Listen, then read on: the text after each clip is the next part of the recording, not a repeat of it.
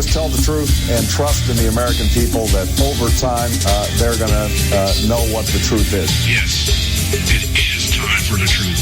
Right here, right now. This is the Conservative Syndicate. Real conservative talk from real conservatives. With your host, John Matthews. The latter-day prophet. Baying against the hypocrisies of our time. And Joe Hakos. You want answers. I want the truth. You can't handle the truth. The Conservative Syndicate is comprised of some of the most informed pundits and activists available today. Together, we seek to tear down the imaginary wall of separation between church and state through education, information, and engagement on the religion of politics and the politics of religion. And now, your host on the globally syndicated Conservative Syndicate, John Matthews and Joe Hakos.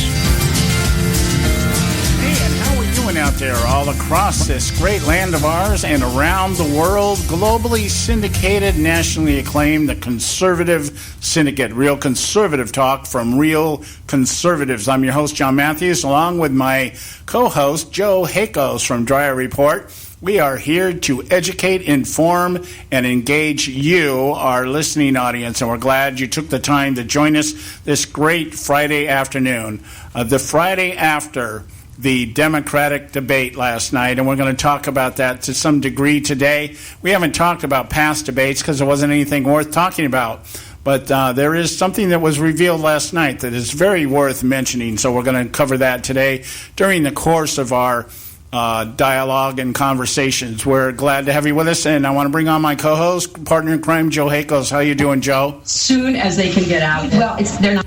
Oh, my goodness. Oh, no. Everyday Americans need a champion, and I want to be that champion. Oh. I am sick and tired. Oh, I thought I locked the door. I'm gonna have to go. I'm gonna have to go shut the front door. Oh, that must be that little elf that keeps running around in the soundboard, screwing up our system from time to time. You know, I can't believe it. She won't leave me alone. We came out of the White House not only dead broke, but in debt. I am sick and tired. What difference at this point does it make? Oh, my goodness, she's everywhere. She's a liar. She's a liar. She's a liar.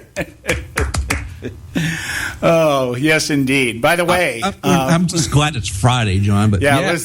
Let's start off the show by mentioning something here that's very worth mentioning here. Just so you know, if you ever want to know where the real war on women resides, shouldn't go no farther than ABC. Oh, I thought it was in Hillary's pants. Yeah.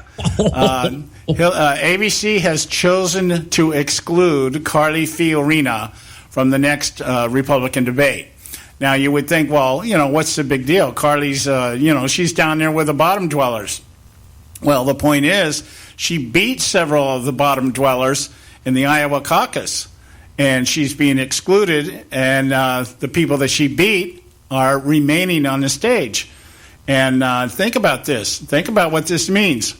ABC is basing their criteria for the debate on national polls and what else? National polls and the poll and what the polls are showing in a particular state. In this case, New Hampshire, and Carly Fiorina is at the bottom in both of those polls.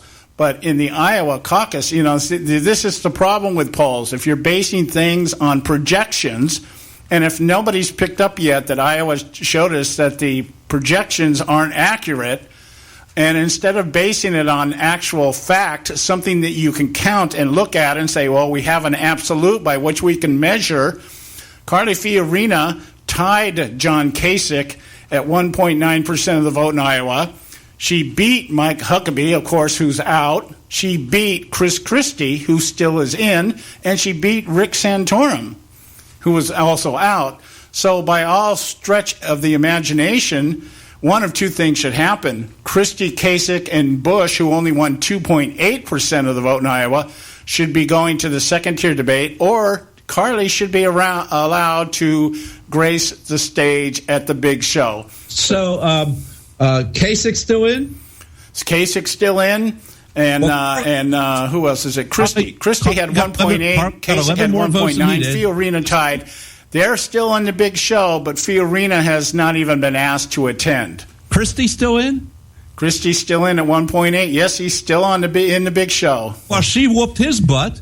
Yeah, she beat him, and she's not being allowed to stand on the stage with the rest of them. Now, tell me that's not a war on women. Because what else could it be? What, they're just going to let because they're sitting governors? They're more important than she is? I that might be, but that wasn't mentioned in the criteria. The criteria was where they ranked nationally and where they rank in terms of the state that they're going to be conducting the caucus. Now, look at this. Rand Paul finished at 4.5% in Iowa. That's correct. He dropped out. Yes, he did. The other three dropped out. Huckabee dropped out. Santorum dropped out. Gilmore is, I don't know what he's thinking. He didn't even register in Iowa. He didn't have enough votes for him to even give him a percentage. You want to know how many he got? 0%, according to probably him and his wife. Amount of votes he got. I don't know. 1 dozen votes. He got 12 votes. 12. Yeah, so you can put his votes in an egg carton. As soon as Rand Paul exited, Fiorina should have been allowed. I'm not supporting Fiorina. I'm not saying that she's a great candidate. I'm saying that these numbers tell me that this is definitely favoritism. Oh, hell yeah. That's ridiculous. She should be allowed up there. Without a doubt, she should be. They're no better than she is. Yeah, and with Paul out of the race, it's not like you're going to put more people up there. Okay, Huckabee, Santorum is out. Gilmore should go home. I guess nobody's informed him that absolutely nobody's voting for him. Well, he got 12 people to so come on, John. Don't say nobody. There's 12 people that took the time to vote for him. Yeah, with Fiorina up there have been 8 candidates. Without her, there's going to be 7, and 2 of them she beat. Yeah. So it's absolutely not right. I mean, she should be allowed to be there. Yeah, she received one up there before. She received 1 delegate. Shouldn't she get some kind of credit for that? Yeah, yes, she should. She got 1 delegate, and Christie didn't get any. Yeah, he didn't get any delegates, and he's up on the stage, and she's not. What, we got to see the fat man up there? Yeah, we're gonna see Mr. Cool. We got to see the fat man look at the camera and go, I am from Jersey. I don't take no crap. Yeah. And then we got the, by the way, there's been a new phrase coined. I'm going to love this. It's a Trumper tantrum. I think Ted Cruz has coined the phrase with Donald Trump. Trumper tantrum. Apparently, he unleashed some profanities at his last rally. Yes, he has. And did you know that Ted Cruz gave us Obamacare? Oh, is that right?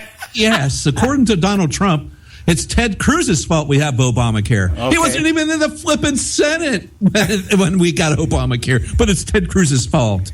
Trumper tantrum. Yeah. Cruz wasn't even in office when that was passed, right? That's correct. But, a little thing like that, never let Donald Trump let that get in his way of going off on somebody. Because he's a whining little... Okay, you know how it goes. You know how it goes. Us white haters with our guns and religion, we have divine intervention. We can just reach beyond the scope of the physical and just make everything happen just by concentrating. The Vulcan mind meld. That's what we do. That's what we do. Okay. Yeah, hey, we got to go to a break. When we come back, we'll kind of line up for you what we're going to do today. We got some things. We're going to talk about the Democrat debate a little bit because for once there's actually something there that is very noteworthy that we're going to talk about. So stay with us right here at the Conservative Syndicate. We'll be right back. You can catch all our archives at theconservativesyndicate.net. The Conservative Syndicate. Real conservative talk from real conservatives. When our water heater broke down last month, it was a nightmare. It took 5 hours for the plumber to show up, and he charged us a couple of $100 just to come out. Then it cost another $1,800 to put in the new water heater. By the time it was all said and done, I felt like I'd been taken. But what else could I do? The smartest thing you can do is get a home warranty from American Residential Warranty. Their home warranties pay to repair or replace all your major appliances when they break, and they will break, and at the worst possible time. Call American Residential Warranty right now for free information on home warranties starting at just pennies a day. Don't wait for your refrigerator to stop running or your ceiling fans to stop turning. Call American Residential Warranty right now. Ask how you can save up to 50% on washer and dryer coverage. Just call 1-800-790-5960. That's 1-800-790-5960. Again, 1-800-790-5960. Call now. Prices are for base buildings only. May not be available in some areas. Attention business owners, do you want a stimulus package that really works? Before you spend thousands of dollars more than you should on your next building project, listen to this. General Steel has a stimulus package designed to help you save as much as half the cost of conventional construction on your next building. As much as half. That's right. General Steel can save you thousands of dollars with a pre-engineered steel building designed for your business or church. How about a 50 by 100 foot building for under $30,000? So don't pay thousands more than you should without calling General Steel first and save as much as half the cost and time of conventional construction. With the projected demand for steel in Japan and China, prices may be skyrocketing. 877-927-3360. 877-927-3360. 877-927-3360.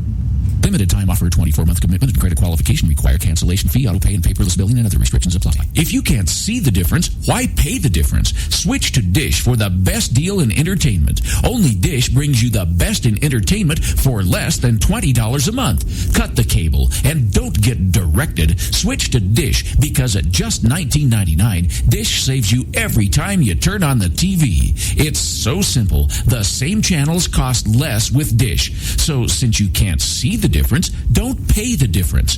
Switch to Dish for the best deal in entertainment. Get premium movie channels free for 3 months, starting at just $19.99. Dish saves you every time you turn on the TV. Call now to save with Dish. Dial 1-800-600-1645. That's 1-800-600-1645. The same channels for less than $20 a month. Dish. Call 1-800-600-1645 for details. Hey folks, if you're like me, you don't place a whole lot of trust in today's media for the real truth and facts regarding the volatile world of finance and politics. When I want the real scoop on money, I go to the most trusted source I know, my good friend and colleague, Bob Cardoso. Bob is a noted expert with a PhD in international finance who airs his nationally known, globally syndicated show, Robert Cardoso Live, daily, Monday through Friday from 4 to 6 p.m. Pacific Time. With Bob, you'll get the right information at the right time from someone who knows his business and can help you make the right decision concerning yours. Again, Bob airs daily, Monday through Friday from 4 to 6 p.m. Pacific Time. Visit his website at robertcardosolive.com for information regarding stations and topics. That's robertcardosolive.com. Check Bob out. You'll be glad you did.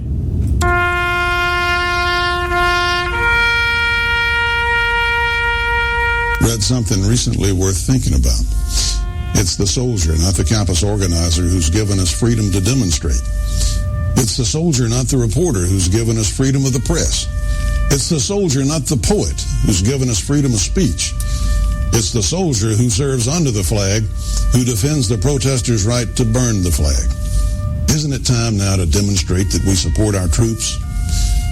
Were it not for the brave, there'd be no land of the free. Fred Thompson's message was brought to you by citizensunited.org.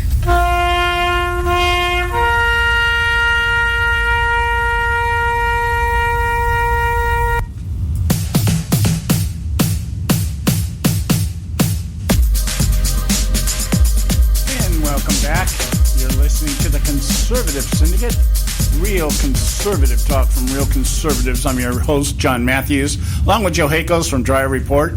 Hey, let's start out with this stuff with the Democrat debate. I want to get some of the easy jokes, the easy to understand jokes out of the way, because there was a lot of them in the debate last night from what I've been reading. I didn't watch the debate. I have to be honest, I'd be less than truthful if I told you that I even knew there was a debate last night.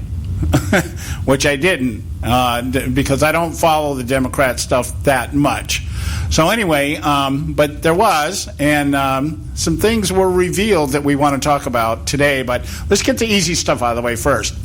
One of the things that Hillary Clinton was approached about, and this also took place the other night on, I believe it was Anderson Cooper, was the amount of money that she got paid to do speeches between the time she left her position as Secretary of State and decided to run for president. That in and of itself has been a bit controversial because one of the questions that Cooper Anderson asked her was about the fact that, this puts you in a bad light, the idea that you're out there getting paid to give speeches and then turning around and running for president. One thing that people in the past have not done is gone that route. Now, of course, there have been presidents that go out after their administration and do it.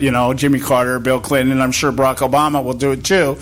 But the idea that it kind of puts you in a bad light, if not legally, at least it gives the impression ethically that you're not quite on up front about what your intentions were in terms of running for president. She said, well, I hadn't decided to do that at the time that I was doing it. Typical Clinton answer, well, that was then, this is now kind of stuff, But the other side of this is the amount of, she comes out, that was a common thread, I guess, in this debate last night was, well, everybody else does it. It was everybody else has put classified information on their private email servers, although none of the other people had private email servers. Yes, there you go. Okay. And also, let's remember that between the ones that she says they've done it, they changed the law. Yeah. Leave out those little facts. Yeah, and let's also the fact that Colin Powell did it with 2 emails that he said. Now here's the difference. See, this is the difference between someone that can think rather intelligently and someone who just recites like a parrot. Colin Powell was asked about the fact that there were 2 confidential emails that had been sent to him on a private email email address, not a private email server, but a private email address. There you go. Okay, and what he said was simply this: they were not classified. And he said, I have reviewed those emails, and there was nothing in there that made them classified. Notice the language. He didn't say they weren't marked classified. He said, I have reviewed them. He said, first of all, they were not classified when they were sent. They have been classified since then, but they were not classified when they were sent. He said, and I have looked at those emails, and there's nothing in there that should have made them classified. See, that's different than saying, well, they weren't marked classified. See, Powell, he doesn't try to play it off. He just says, 1, they weren't classified at the time. Not that they weren't marked classified. They were not classified. And 2, I've looked at them, and there's nothing in there that should have made them classified. The other one was Condoleezza Rice. I guess 10 emails were sent to her staff's email accounts. Okay, not her private email accounts, but private email accounts. No. None of these were private emails. These were done on government frickin' email accounts. These were done on government computers, not a private computer, not a computer sitting at somebody's house. These were done on government computers. No. Non-secure government computers. Right. Okay. All right. I stand corrected, and I understand that, and that's we're trying to make that clarification here. What we're talking about here is huge difference. Huge difference. And the situation with Condoleezza Rice was there were 10 confidential emails that apparently made their way through the chain of her staff, not to her directly. Nothing she sent, nothing she received, but was between her staff that they had sent stuff, I guess, on an unsecured government server. Okay, so the big difference here, of course, also is the classification. The classification of confidential. Confidential can be damaging. It's not will be damaging or will endanger. Confidential is like, that's a misdemeanor. If you get caught doing that, that's a misdemeanor. You're sending out information that could damage something.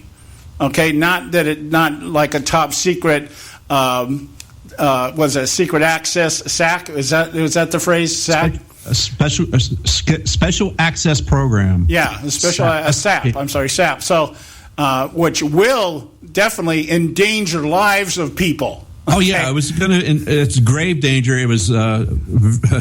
Yeah, you're going to hurt somebody, or because it's actually names, or how you get it. It's how it's being collected. It's systems. It's programs.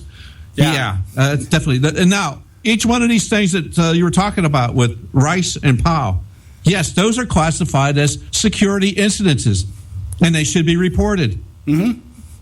Now, what we're talking about, and they were done on, and the reason why is because they were on non-secure computers. Right. Non-secure equipment.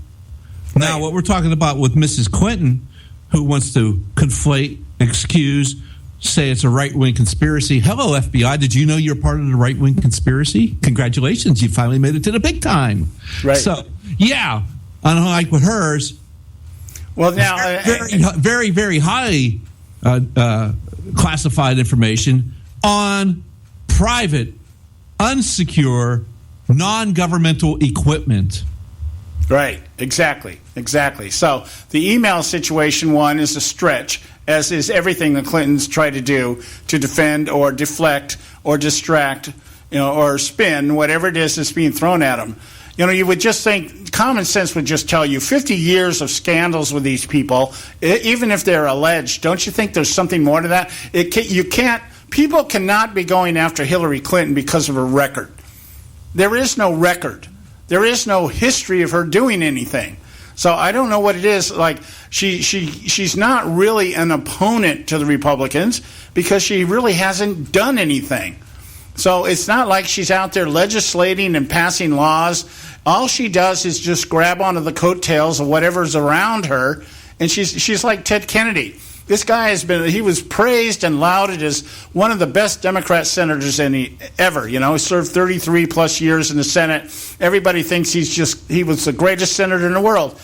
I've yet to find, and I spent a good amount of time looking, I've yet to find any piece of legislation that he originated. He put his name on other legislation that other people wrote, including the health care bill here that Hillary's touting in the debate that Bernie Sanders voted against. He didn't originate that bill. His name was on it as a co-sponsor. But he didn't have anything to do with forming the legislation. And that's what Clinton is. Clinton is out of that Kennedy mold. I'll just join up with the winning team. And then I'll put that on my resume. I supported this, I supported that. She doesn't have anything to her credit that she has done. She hasn't originated any law. She hasn't established any policies as Secretary of State or anything else. So this whole idea that what she's got a record of is the most frequent flyer miles as Secretary of State. That's it.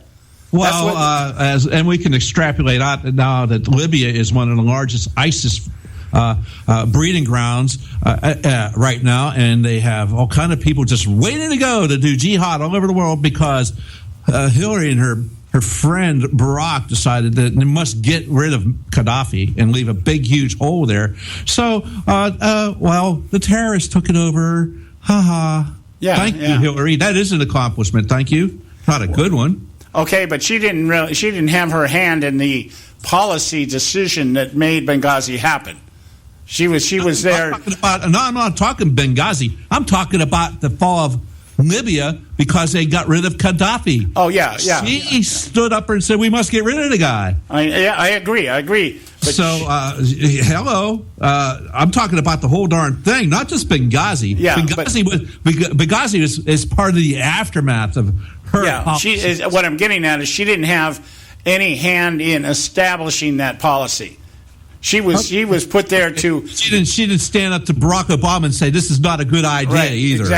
Exactly. She just did what she was told, and that's basically her argument. When you really cut away all the riffraff, what the argument she has is, I was Secretary of State, I did what I was told.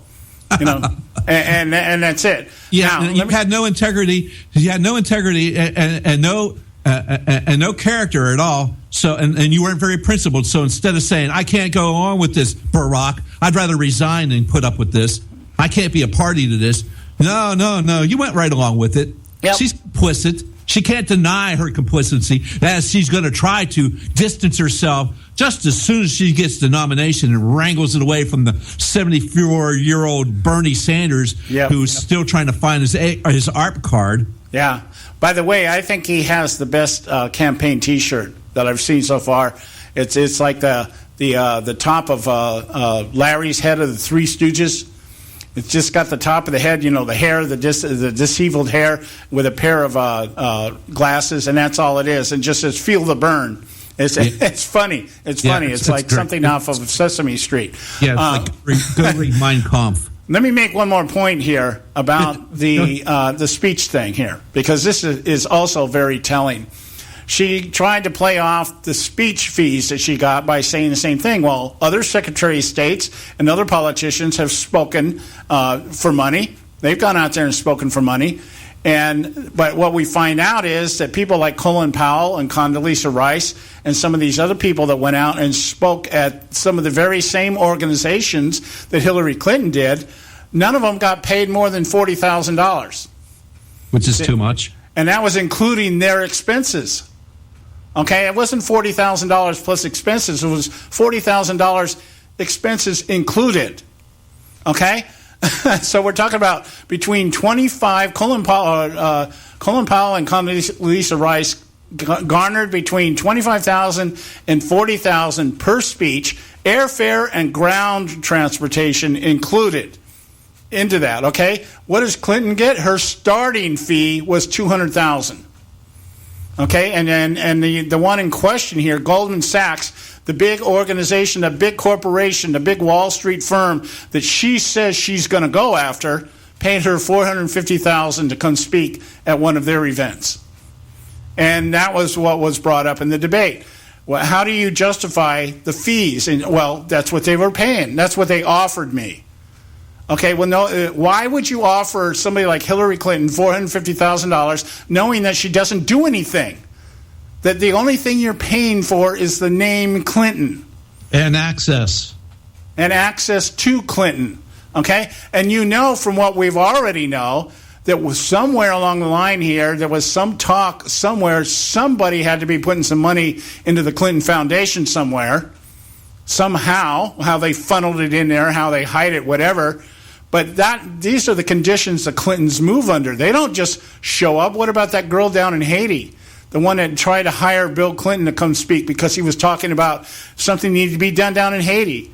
And she's like, well, will you come speak? He goes, oh, no, you won't pay me enough.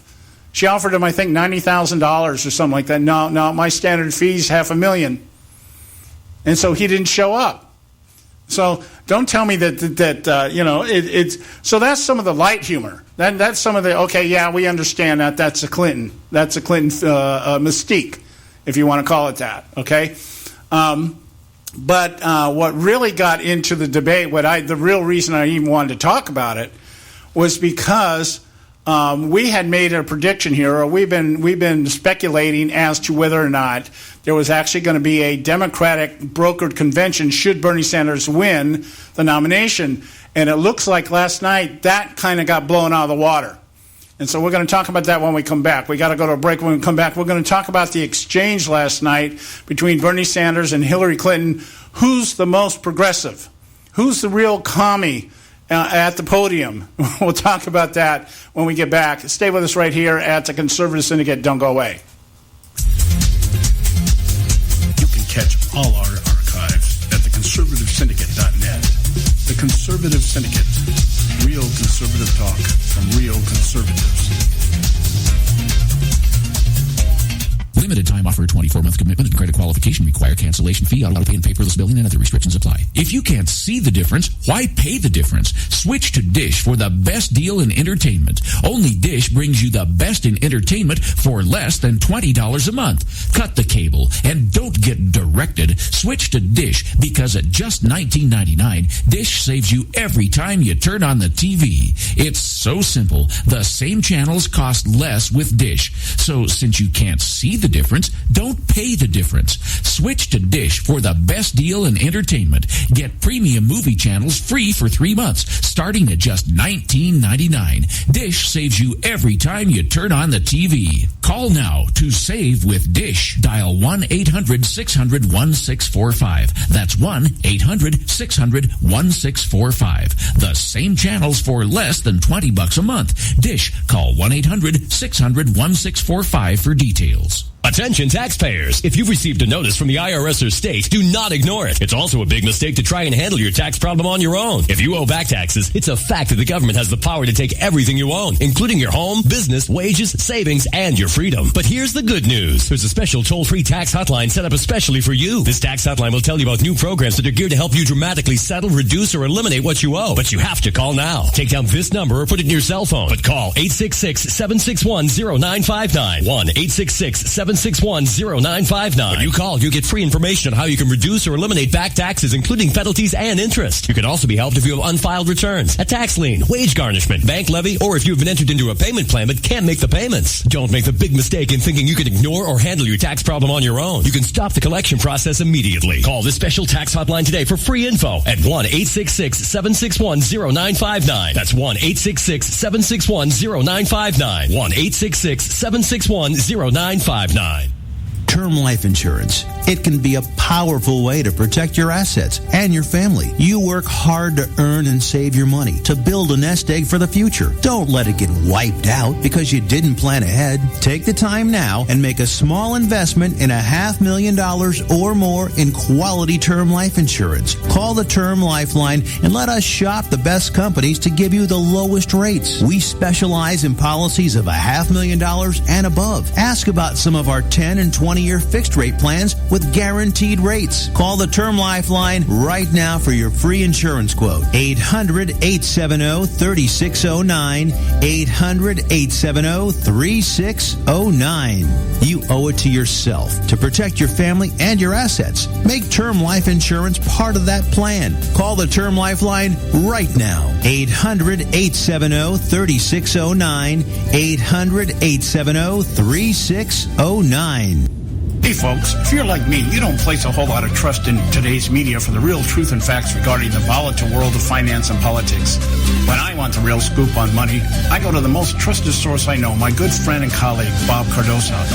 Bob is a noted expert with a PhD in international finance who airs his nationally known, globally syndicated show, Robert Cardoso Live, daily, Monday through Friday from 4 to 6 p.m. Pacific Time. With Bob, you'll get the right information at the right time from someone who knows his business and can help you make the right decision concerning yours. Again, Bob airs daily, Monday through Friday from 4 to 6 p.m. Pacific Time. Visit his website at robertcardosolive.com for information regarding stations and topics. That's robertcardosolive.com. Check Bob out. You'll be glad you did.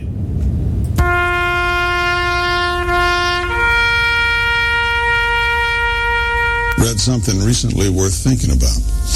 It's the soldier, not the campus organizer, who's given us freedom to demonstrate. It's the soldier, not the reporter, who's given us freedom of the press.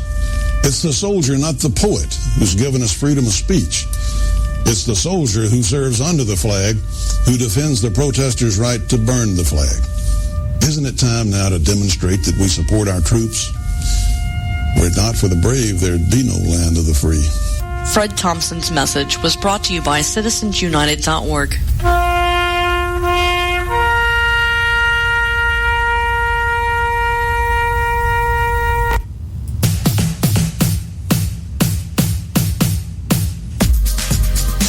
And we're back, and you are listening to the Conservative Syndicate, Real Conservative Talk from Real Conservatives. I'm your host, John Matthews, along with my co-host, Joe Hakos, and we are getting ready to hook up with our good buddy, Bob Cardoso, over at Robert Cardoso Live, who's streaming right now the same time we are, and I think he's on our show today. I think that's the way that's the setup.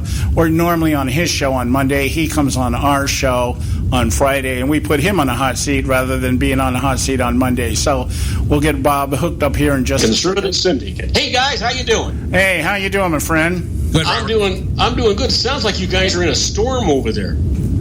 No. Well, not outside of the regular storm that's known as politics, but you know that. You live out here too. You there? Yeah, we're there. Can you hear us? Okay, so listen. Are you there? Yeah, I am. Can you? Hey, Joe, can you hear me okay? I don't know, Bob. Just don't know anymore. Listen, did anybody watch the one-on-one debate last night? No. Did anybody listen to it? No. Did anybody read it? Oh, yeah, I did. Yes. I read. I went through. The sad thing about reading it, guys, is that then all you can do is find out what they said that was not factually accurate, which was an awful lot of stuff that they talked about. Other than that, I got to tell you, I think it was one of the best debates that I've seen of all the conservative and liberal debates. You know, they actually went at each other. You know, we don't get to see that so much. When it comes to issues, when it comes to the conservative side, it's more like a sideshow. Well, you don't think there was a sideshow last night? Oh, no, I didn't say that. But it wasn't. But at least last night, these people were at each other's throats over issues and disputing what they were saying about each other and about their policies and what worked and what didn't work. I mean, I don't necessarily agree with what they were saying, but I thought as far as a debate, it was probably the best structured debate that I've seen. Well, in light of that thought, Bob, just think of it this way.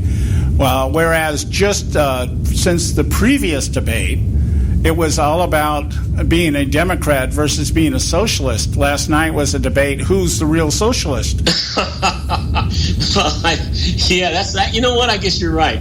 I was more interested in the fact that both of them came out with these magnanimous policies that they were going to institute, the things that they were going to do. Neither one could tell you how they were going to do it, and nor would they tell you how much money it was going to cost. And both of them seemed to be stretching the truth to its limits last night. Well, that's standard operating procedure. If we want to start, we want to start at the comic relief. One of the very first commentaries this morning was, how is it that they let a biased reporter like Rachel Maddow sit on the panel, apparently alluding to the fact that Chuck Knox is not biased. So right there, right at the beginning here, you got the idea here is that MSNBC is trying to change their image and trying to come across as quote unquote objective and fair and balanced. Kind of sounds like Fox News a little bit. But, it does. But the interesting thing is Chuck Todd does not like Hillary Clinton, and Rachel Maddow. I take it back the other way around. Chuck Todd, and Rachel Maddow. No, let me get this thing back. Rachel Maddow likes Bernie Sanders, and Chuck Todd doesn't like either one of them. I'm not surprised, Bob, that you really can't tell one from the other. You know what? I don't know what the hell's going on. It's got to be my age, or it's got to be Friday. I'm tongue-tied for some reason today. I'm sick and tired. Yeah, well, the thing is, what we saw last night. This is what we saw last night. We saw a change in the Clinton campaign strategy of trying to distance herself from Obama and distance herself to Sanders. Now, because Sanders has caught up with her in the polls, and in my opinion, he is the winner of Iowa. Just the fact that he tied her when he was 30 points down just 2 weeks ago, and now he tied her. In the national polls right now, he's only down by 2%. And that's a virtual tie. So Bernie Sanders won the Iowa caucus, and so Hillary is now trying to say, well, I'm really the progressive, and I'm the progressive with more experience being a progressive. When, John, here's the thing, John. Joe, let me just make this thought, and then I'll let you guys talk. I'm sorry. The thing that when you talk about Sanders was really the winner, and he really was the winner, he lost 6 delegates by coin toss. What the heck kind of a system do we have where they toss a coin over a delegate? Well, when you're a Democrat, that's what you do. Yeah. Yeah. Seriously. I thought you did that with policy, not like you know what? You do that at the beginning of football games and the start of overtime, and when you're at a caucus and you really, really, really need to get that delegate, you flip the coin. Yeah. Hey, you talking about Hillary trying to tell everybody she's progressive? Let's let Hillary tell us. Well, I saw the coin. I saw the coin that they used in the coin toss, and on the heads was a picture of Hillary. On the back was her campaign logo. So there was no way that she could lose that coin toss. It's a heads I win, tails you lose deal, right? Yeah. This is Hillary Clinton telling us she's a progressive.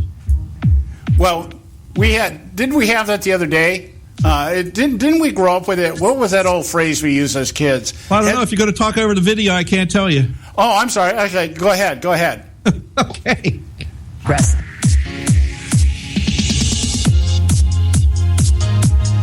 Well, because I am a progressive, and the root of that word, progressive, is progress. The progressive wing of the Democratic Party. Very big progressive goals. I don't think it was progressive, particularly progressive,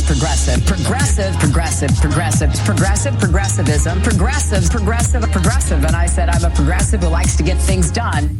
Okay, well, there you go. And that's really what it was. It was really, apparently Hillary thinks that there are other progressives in the Democrat Party, but she's the only one that can get things done. Yes, of course she is. Yeah, and even on another... And she knows how. All she's got to do is accept enough money from the right people, and they'll get it done for her. If you really listen to Hillary Clinton at this point, she is actually espousing the same dialogue or the same narrative that's coming out of the moderates on the right.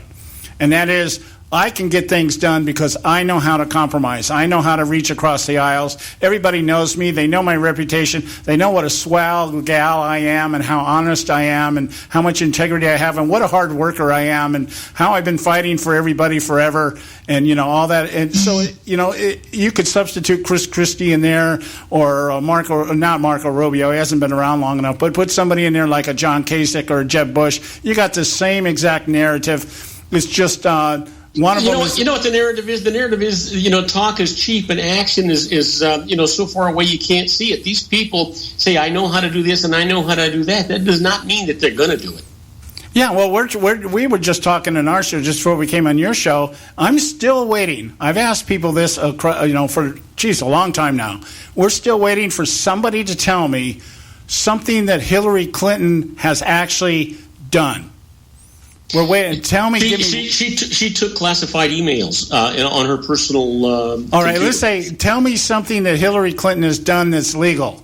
Oh, see, you can't qualify that after the answer. How about what has Hillary Clinton done that was good for our country? Yeah. Something that would give me a piece of legislation. She resigned as Secretary of State. Yeah, show me something that you established and wrote as policy and got through. Show me a piece of legislation that you wrote and authored and got passed, and then show me how that benefited the country, either or. And I can tell you, you're going to hear crickets every single time. What she's got is the most accumulated miles as Secretary of State and a long list of donors. That's what she's got, and that's all she's accomplished. And she's responsible for over 50% of the Clinton net worth today. I'm sorry?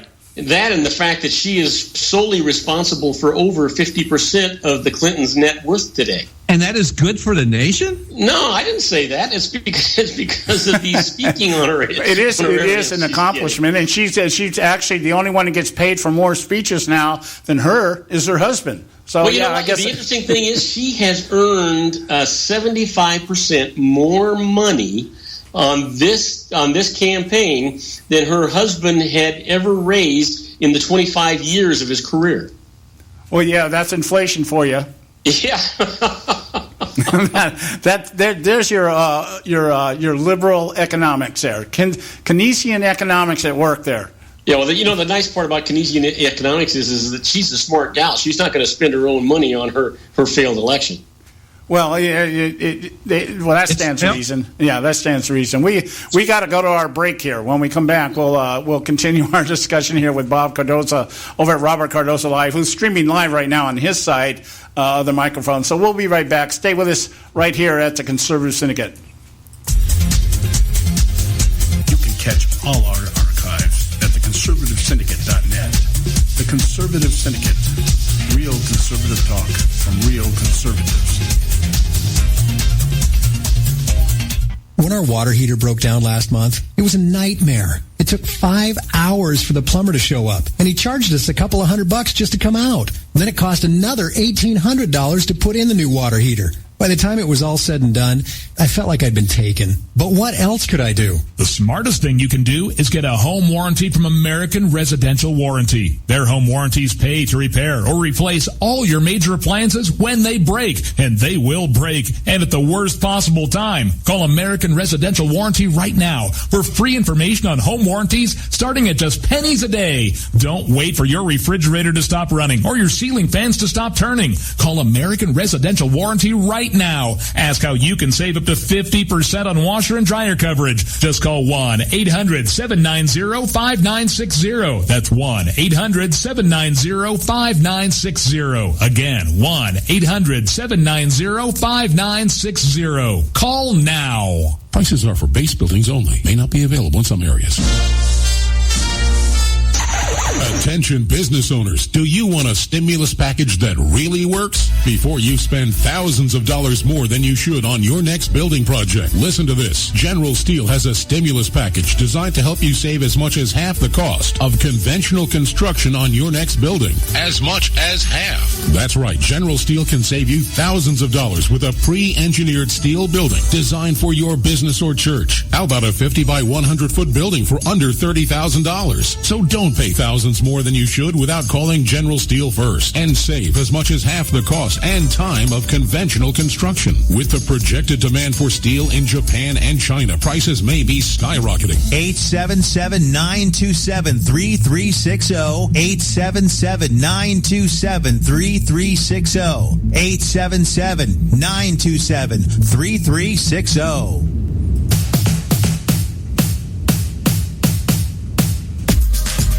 And we are back, and you're listening to the Conservative Syndicate, Real Conservative Talk from Real Conservatives. I'm your host, John Matthews, along with Joe Hakos from Dryer Report, and we're going to try to back up here with Bob and finish up our segment with him today, this fine Friday afternoon or evening, depending on where you're at right now. And let's get back on here with him. Let me make sure I got the right one connected here. There we go. I got to get the right one. There we go. Let's add him back up there. And... yeah, okay. Let's get him back with John Matthews and Joe Hakos. Yeah, okay. Where'd we leave off at? So what happened? Are you still there? I'm still here. Or are you still okay? there? Okay. No, I actually connected. You want to know what happens when you ask somebody, Hillary Clinton, what's her accomplishment? What has she accomplished? And you want to know what they do? This is what you get from her. You get a lot of that.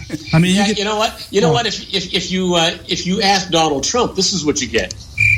If you want to ask, hey, what's that going on? Hey, what's Bill doing? You ask Hillary about Bill, and where's Bill at? This is what you get. That's well, one of the things. Bill is actually running around the White House talking to these interns, and they're kind of responding. Well, one of the things. Actually, one of the things. Oh, jeez. Okay. Enough of Bill. I've had enough of him already. 8 years was enough of him.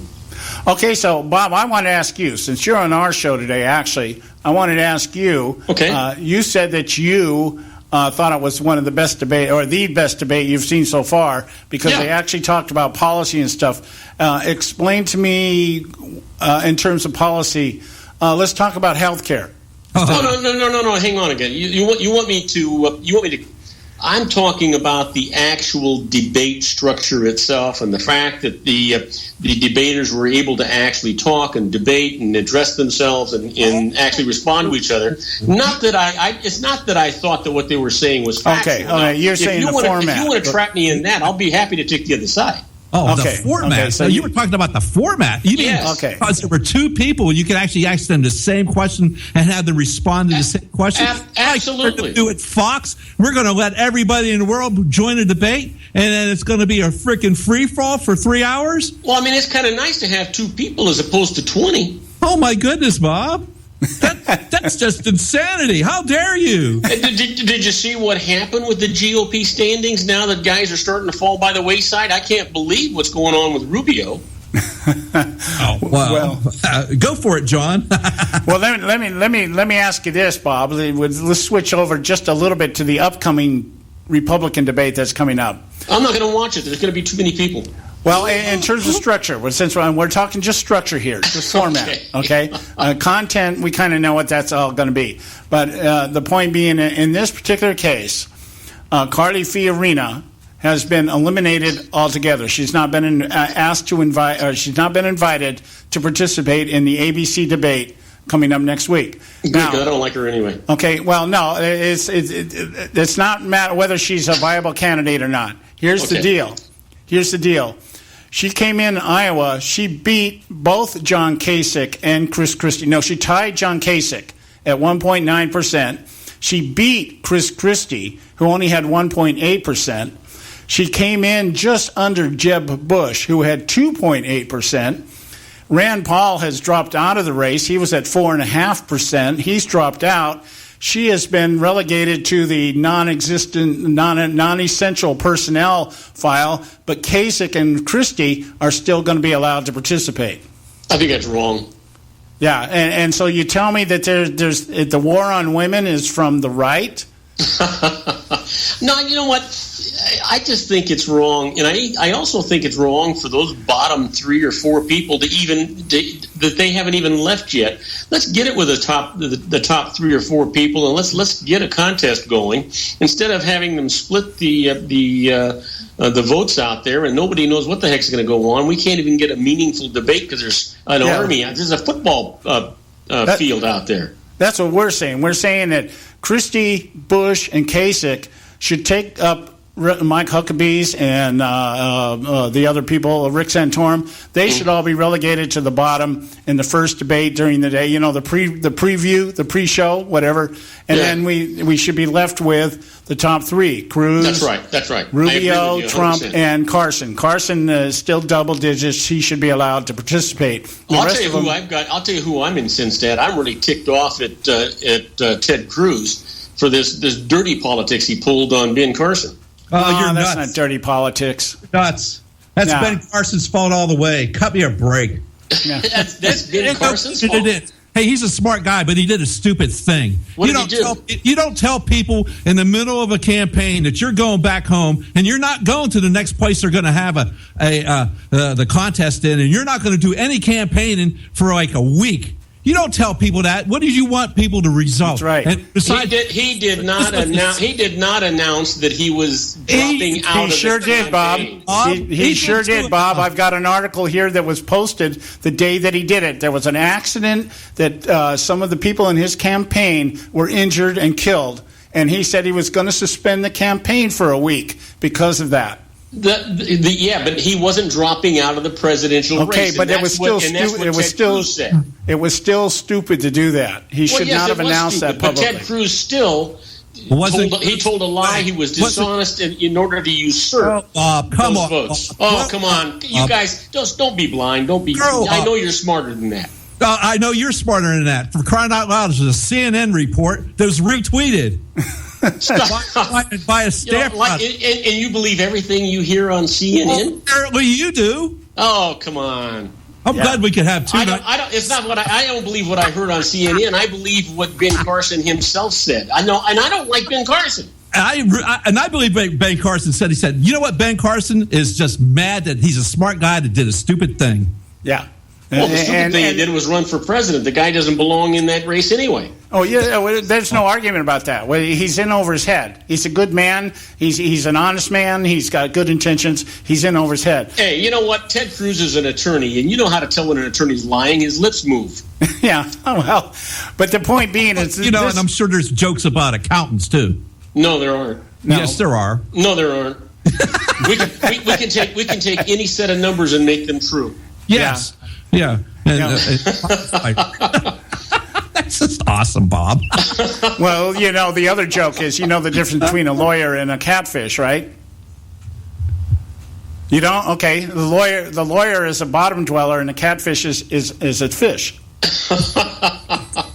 So this is really bad now. Well, yeah, but it's getting more accurate. Well, anyway, the point being is the whatever happened between Cruz and Carson, they resolved. Cruz apologized.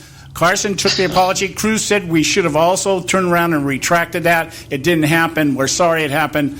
End of story. Now, I'll tell you the dumb part about it. Part about it, it did let Cruz win Iowa, but it's going to cost him in the long run because it's going to besmirch. It's going to besmirch his reputation. Yeah, and that's why you see Rubio jumping up the way that he is. Well, Marco Rubio is jumping. Marco Rubio is jumping up. Listen, if you want to grow corn, you belong in Iowa. Marco Rubio is jumping up where he's at in the polls because that is just the dynamic that's going on right now. I think a lot of people have bailed out on Trump. There you go. That's why Rubio's moving up. Yeah, and Trump has cut his own throat. He was and has been and will always be his own worst enemy. When you look at this, look at the numbers here.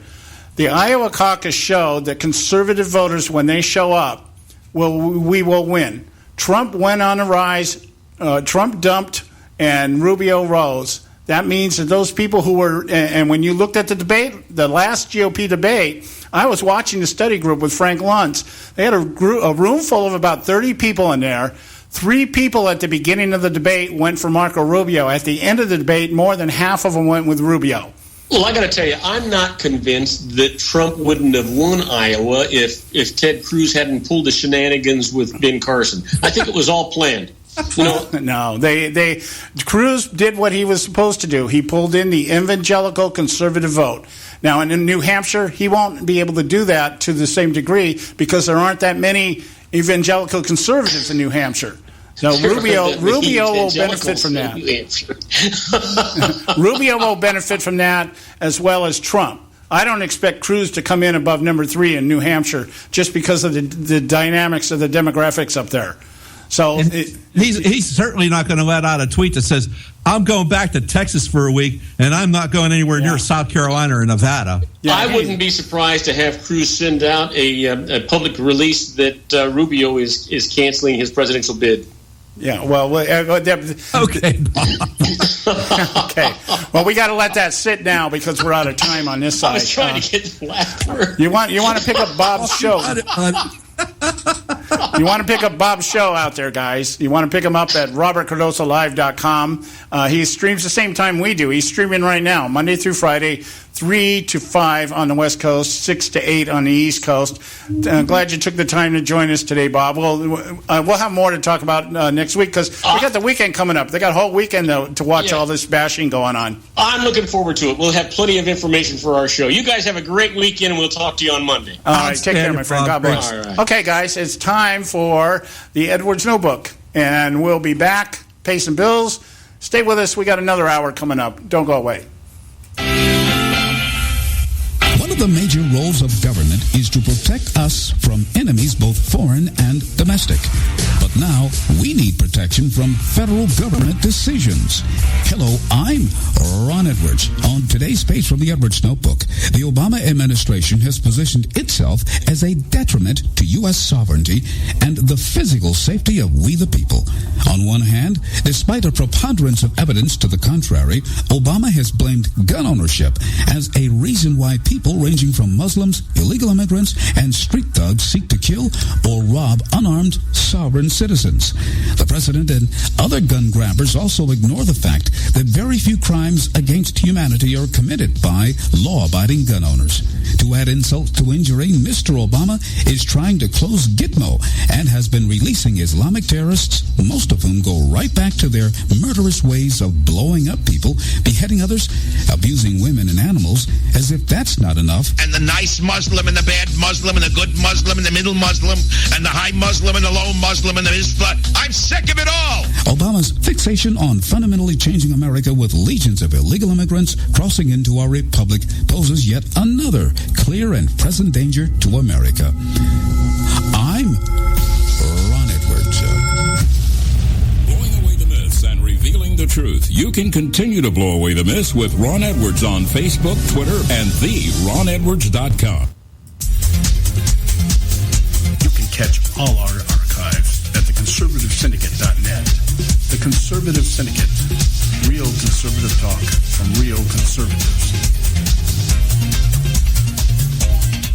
our water heater broke down last month, it was a nightmare. It took 5 hours for the plumber to show up, and he charged us a couple of $100 just to come out. And then it cost another $1,800 to put in the new water heater. By the time it was all said and done, I felt like I'd been taken. But what else could I do? The smartest thing you can do is get a home warranty from American Residential Warranty. Their home warranties pay to repair or replace all your major appliances when they break, and they will break, and at the worst possible time. Call American Residential Warranty right now for free information on home warranties starting at just pennies a day. Don't wait for your refrigerator to stop running or your ceiling fans to stop turning. Call American Residential Warranty right now. Ask how you can save up to 50% on washer and dryer coverage. Just call 1-800-790-5960. That's 1-800-790-5960. Again, 1-800-790-5960. Call now. Prices are for base buildings only. May not be available in some areas.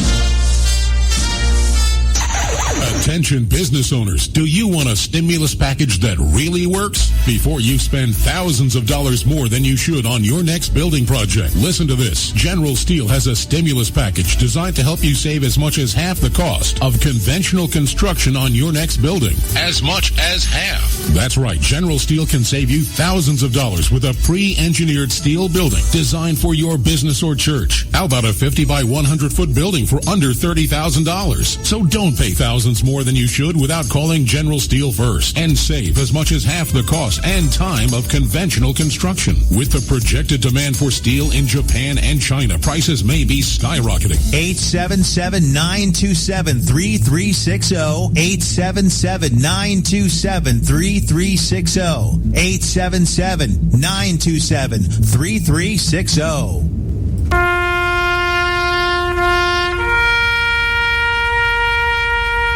Read something recently worth thinking about. It's the soldier, not the campus organizer, who's given us freedom to demonstrate. It's the soldier, not the reporter, who's given us freedom of the press. It's the soldier, not the poet, who's given us freedom of speech.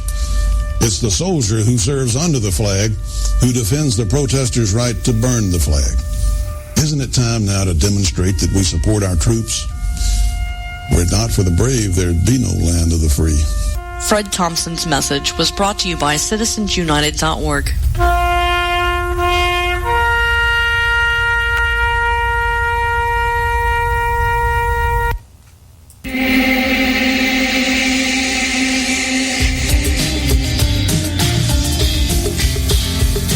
All you can do is just tell the truth and trust in the American people that over time they're going to know what the truth is. Yes, it is time for the truth.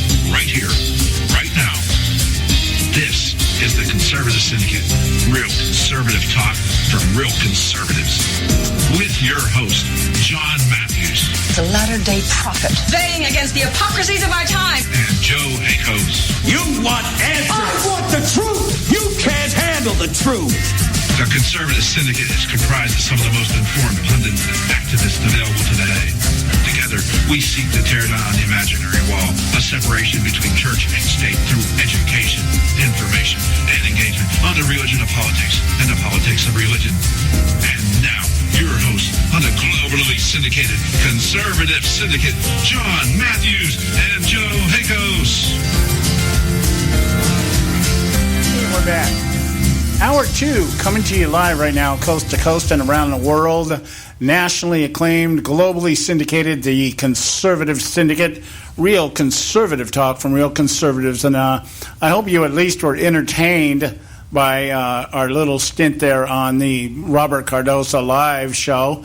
Bob has one a little thing, bit, John. Yeah, Bob has a little bit different take on stuff.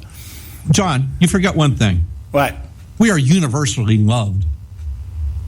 We are what?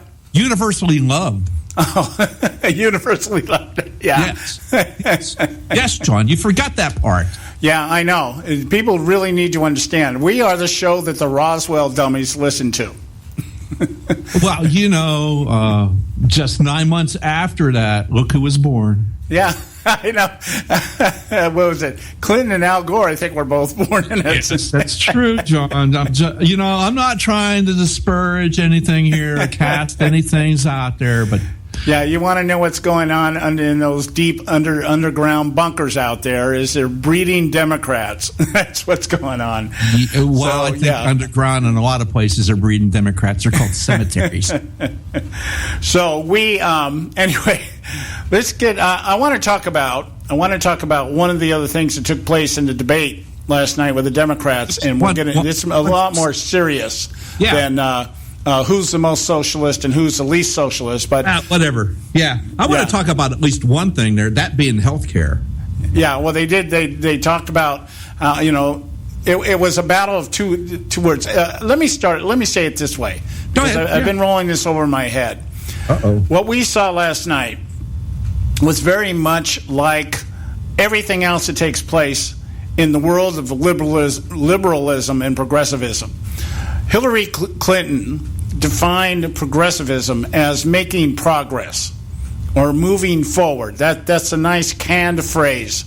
Lean forward. One of the things you see on MSNBC on a regular basis in between their commercials. Well, they don't have commercials on MSNBC.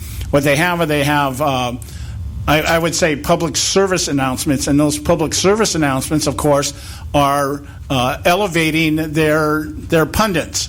And you'll see 30-second spots of Rachel Maddow telling you what a great person she is, or Chris Matthews telling you what a great person he is, or Jimmy Carter was, or Barack Obama is. But they don't really have what we call paid advertisement. You don't see Doritos commercials on MSNBC because advertisers don't buy time there because they don't have the viewership that justifies the expense. But my point being is that one of the things that liberals do, and the reason they've been able to advance the narrative, is by deconstructing words and redefining them as something else. And I'll make this point right off the top. If you look up the word liberal or liberalism, in its original context, would have been more like a libertarian. That the original definition of a liberal was somebody who believed that government had no place in our lives. That's why the libertarians use that label, okay? But it's come to represent a social stance on government dependency for the purpose of liberating people from the oppression of poverty and socioeconomic oppression, all these other things. And so they've coined that word to mean something else. Progressive is the same thing. Progressive, you're moving forward. It really should be called regressionism, because what they're doing is they're going backwards. They're taking us back to tyranny and monarchy kind of thing, where the president decrees and everybody else just kind of goes along with it, that kind of thing. So, but they use these words interchangeably. And whenever people talked about the establishment up until last night, it was pretty much thought to refer to the Republican elites. And when we talked about progressives, that was really talking about people like Bernie Sanders, or people like Bill Ayers, or people like Barack Obama in some camps, progressives, liberals, wanting to go and lean to the left, wanting to move into a bigger government control over everything, nationalization, but we won't call it that, communism, but we won't call it that, Marxism, but we won't call it that. We'll just call it progressivism. Well, last night changed all that. Last night, Hillary Clinton jumped on, all of a sudden had this massive revelation, and I guess it was because she's getting her ass kicked everywhere now, is that progressivism is the word. That's the new word for today. It's like Sesame Street. You can see Big Bird up there going, can you say progressivism? That kind of thing. That's where we're going with this now. And that was one of the things that really became evident last night. In the same vein, the word establishment has also become negative in connotation. We're just up to last night in the leftist camp, establishment was good. If you were establishment, you were on board. You were with the program. Today, it's the dirty word. And so what you saw last night was this attempt for them to paint each one of them as more progressive than the other and less establishment than the other. So there's an oxymoron for you. There's a paradox. How do you discount your past history as being establishment and redefine yourself as being progressive? Neither Bernie Sanders nor Hillary Clinton can really claim the title one way or the other. Except no, they can claim the title of establishment, but they can't both be progressives by the very definition of the word progressive in the eyes of real progressives, like the Democratic Socialists of America, like the Socialist Party of America, like the Communist Party of America. They're pissed off that Bernie Sanders is ruining their brand, because Bernie Sanders, in their eyes, is also establishment. He claims to be a socialist, but he always sides with the Democrats. He doesn't have anybody else to side with. So he's stuck. And it's like Joe Lieberman being an independent, but he had to side with the Democrats, because who else you're not going to get invited to any of the parties if you're off in the corner by yourself and saying, well, I'm going to vote the independent vote. Well, you're the only one here. So what's that mean? So, it means he's an idiot. Yeah. So I think that in and of itself is very telling. And now I think we got to kind of toss out our contention that we may have a brokered convention if Sanders were to win the nomination. No, I think they're full blown. They're ready to go ahead and embrace the burn. Yeah, I think that we were saying the reason they didn't want Bernie Sanders is because they didn't want that label. But now it seems like that's the label they want. So maybe that's what it is. Maybe they are ready to just come out and say, okay, guys, it's time for a revolution. I don't know, but it doesn't seem the fact that Hillary's on board now with the idea of being called a progressive. Of course, one that gets something done rather than another progressive, I guess. But and it also exposes Barack Obama, because she's saying she wants to build on what Barack Obama did. He did great things. I want to build on it. So if she's a progressive, she has now exposed Barack Obama as what he is and is claimed never to be. Well, what do you think, Joe? Gee, John, it's not unusual to understand that the Democrat Party has been part of the Socialist Party for quite a while now. And that's the reason why there are so many disenfranchised Democrats who feel the party has left them, quite literally gone to the left, way left. Yeah. And so what are they left with? They're left with Donald Trump. Hey, cut that out. Anyway, it's our short segment here. We're going to come back. We're going to we want to talk about Hillary's claims about her email situation here. Not a big deal in her mind. I do want to get one thing about what Bernie Sanders said last night. Okay, but let's do that after we get our break out of the way. I'll give you the mic when we get back. I'll let you talk. Yeah, cool. Okay, all right, guys. We'll be right back. Stay with us right here at the Conservative Syndicate. You can catch all our archives at theconservativesyndicate.net. The Conservative Syndicate. Real conservative talk from real conservatives. Prices are for base buildings only. May not be available in some areas. Attention business owners, do you want a stimulus package that really works? Before you spend thousands of dollars more than you should on your next building project, listen to this. General Steel has a stimulus package designed to help you save as much as half the cost of conventional construction on your next building. As much as half. That's right. General Steel can save you thousands of dollars with a pre-engineered steel building designed for your business or church. How about a 50 by 100 foot building for under $30,000? So don't pay thousands more than you should without calling General Steel first, and save as much as half the cost and time of conventional construction. With the projected demand for steel in Japan and China, prices may be skyrocketing. 877-927-3360. 877-927-3360. 877-927-3360. Hey folks, if you're like me, you don't place a whole lot of trust in today's media for the real truth and facts regarding the volatile world of finance and politics. When I want the real scoop on money, I go to the most trusted source I know, my good friend and colleague, Bob Cardoso. Bob is a noted expert with a PhD in international finance who airs his nationally known, globally syndicated show, Robert Cardoso Live, daily, Monday through Friday from 4 to 6 p.m. Pacific Time. With Bob, you'll get the right information at the right time from someone who knows his business and can help you make the right decision concerning yours. Again, Bob airs daily, Monday through Friday from 4 to 6 p.m. Pacific Time. Visit his website at robertcardosolive.com for information regarding stations and topics. That's robertcardosolive.com. Check Bob out. You'll be glad you did.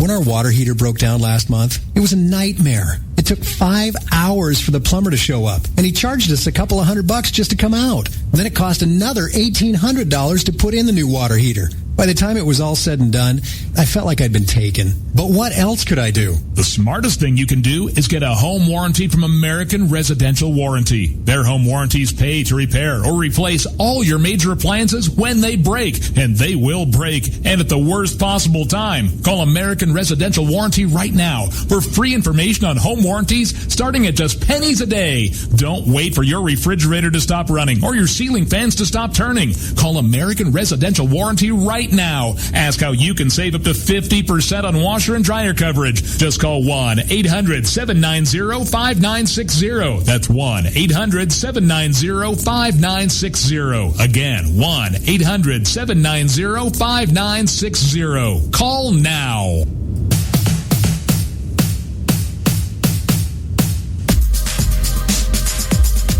And we're back, and you are listening to the Conservative Syndicate, real conservative talk from real conservatives, known throughout the universe as the final frontier. How's that for a catchy line? And universally loved. Anyway, we're back here. And, Joe, you had something that you wanted to reiterate here in terms of the debate last night. You have the con, my friend. Okay, so last night they had their little debate, whatever, and it actually probably was a debate. The Republicans have been having a forum or a free for all, or I don't know. They're certainly not a love fest. But anyhow, let's get back to Clinton and Sanders. And then last night, Clinton was pressed on. They were going back and forth about universal health care. And Clinton said, there's no disagreement on us between universal coverage for health care. The disagreement is where do we start from and where do we end up?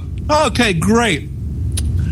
Sanders went on to say, and I want people to kind of listen to what this says, and then I want to deconstruct this with John's help, what this is. So let me say this. As Secretary may know, I am on the Health, Education, and Labor Committee. That committee wrote the Affordable Care Act, Obamacare, by another name. The idea that I would dismantle health care in America while we're waiting to pass a Medicare for all is just not accurate. The Affordable Care Act has clearly, as Secretary Clinton made the point, done a lot of good things.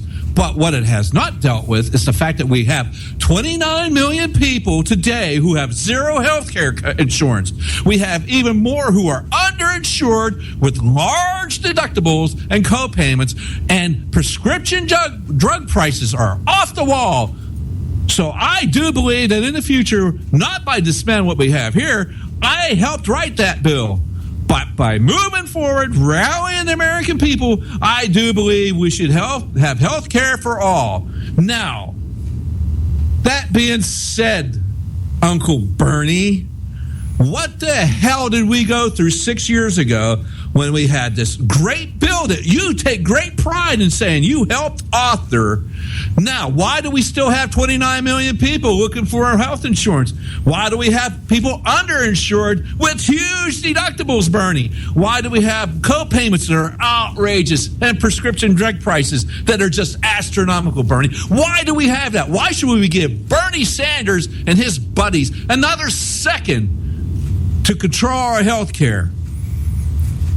Well, I would say this, because you got to read into what Bernie Sanders is saying there. He's talking about his support for Obamacare, but he's also calling for what?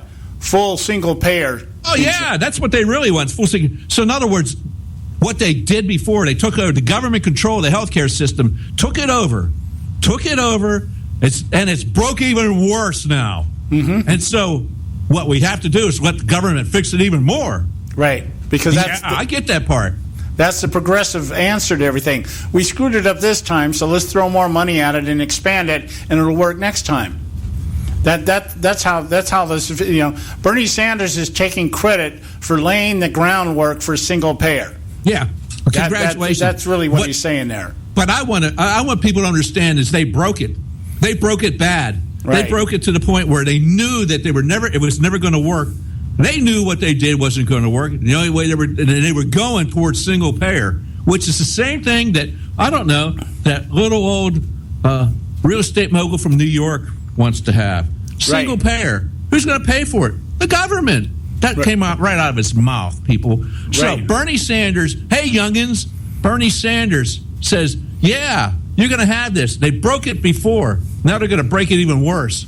Yeah, and one other thing. These people are out to destroy our nation's economy. Right, exactly. And one other thing that in the list of things that you just pointed out that Obamacare did, and this is not being played up enough. This is not being exposed or talked about enough. When Obamacare was initiated, you had 26 states join on to the state exchange program, and another 27 or 28 sue to stop Obamacare from coming in because it all involves Medicaid. Yeah. Okay. The money that comes in for the state exchanges come through the Medicaid funding. And what the federal government has basically said to the states, if you don't accept these exchanges, then we cut off your Medicaid. Yeah. And so would you now, as a state, John Kasich thinks that's a big deal. That's why he wouldn't do away with Planned Parenthood in his state, because he's afraid of losing the Medicaid coming from the federal government. And that is the argument that we should be presenting as conservatives. You know what? Let it crash and burn. Yeah, let it crash and burn. But yeah, it's 10th Amendment or not, come on, cut me a break. Yeah. The thing is now what we see we now have a lot of these companies are not even going to provide health care anymore. They're going out of business. They can't do it anymore. They can't write the policies that meet the government mandate. And so now you have crazy crap like, hey, you need to go see your virtual doctor. Yeah, and half of the exchanges now are shut down.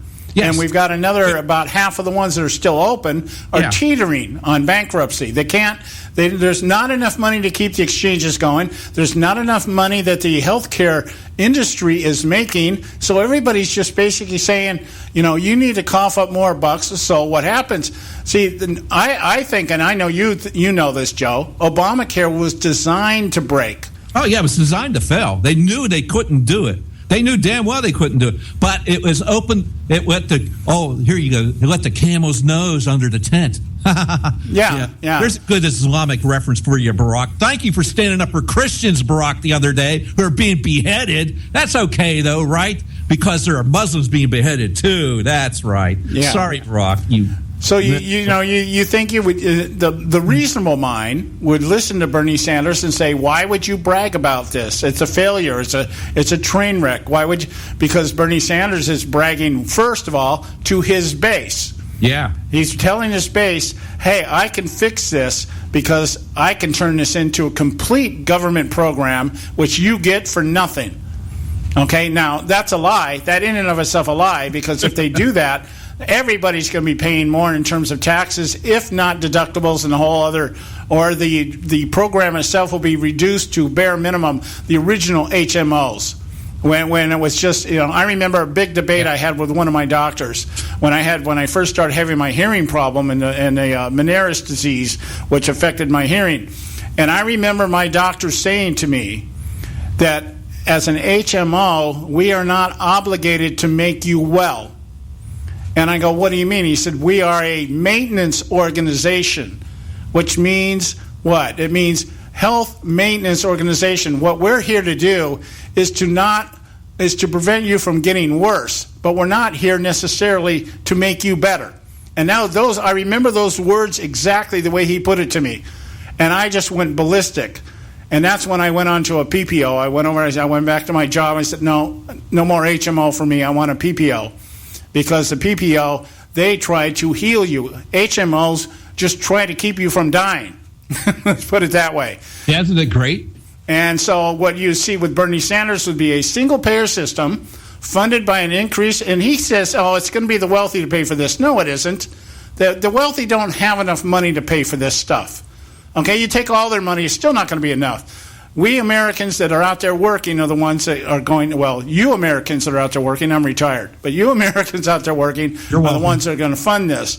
And it's going to be an increase in your taxes and your deductibles, and the quality of the services you get is going to be greatly reduced to what?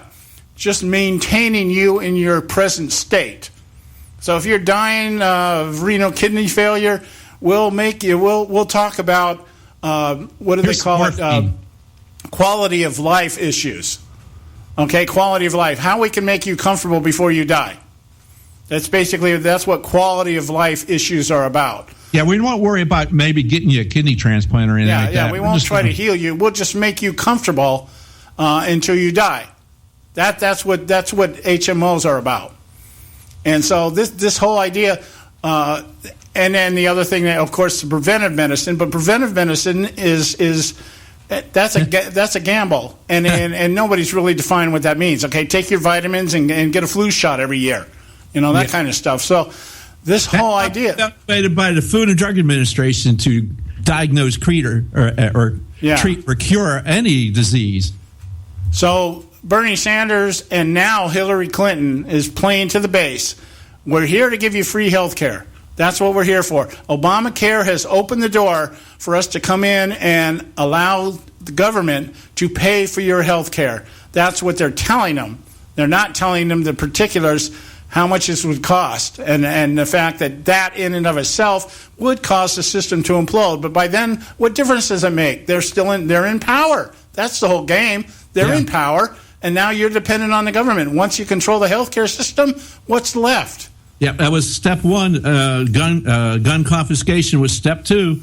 Yeah. All you have to do is look to the 20s and 30s Germany, people. That's all you have to do. Yeah. Absolutely. If you look at the playbook, this is part of that playbook. Tell people blah blah blah blah blah blah, and then it's like, yeah, that's right. And then let's pick on the 1%. In 1930s Germany, the 1% were the Jews. Yeah. Now, am I saying that Bernie Sanders and Hillary Clinton are going to go out and kill all the bankers and everybody else? Those are the rich people, 1%? No, they're not going to send them off to gas chambers. Yeah. They are doing a classic class warfare game that's been played by totalitarians throughout history, i.e. the Hitlers, the Mussolinis, this Joseph Stalin, Uncle Joe is so great. And then you have all those guys. The Maos, all those. That's what they do. They will come after you. And then don't you when you finally wake up, don't you bitch and complain about it, because if you bitch and complain about it, they're going to take you out. Yep. Just because you were part of their little cabal at the beginning, don't think they're going to be there for you at the end. If you ever turn against these people, they will come after you full bore. Think of it in terms of economics. If you become dependent on the government for your health care system, then what you become dependent on the government for is the subsidies to run that system. Now what you're doing is you're basically going to be working for the state. The state then determines the value of your life in terms of the collective as to what do you bring into the collective to help maintain and sustain the system that they've created that you're now enslaved to. Are you so now you're into Marxism, socialism, because now the government picks and chooses who lives and dies and what the value of the person is, rather than the value of the commodity or service offered. That is the difference between capitalism and communism and socialism, Marxism, whatever you want to talk about.